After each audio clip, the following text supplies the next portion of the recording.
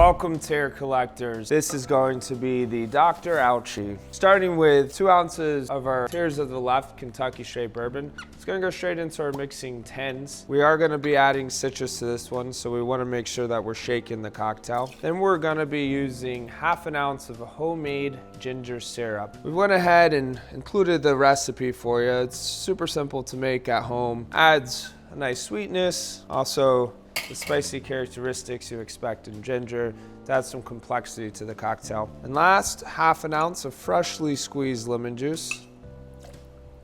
You want to shake this one nice and hard. Want to make sure that we're not only chilling it, but adding enough water to break up some of the ginger. And then this one you could just strain right into the glass. So we gave a double shot of tears for this one. Gotta make sure you're staying boosted out there, along with our tears ice cube. So this is gonna go straight on top.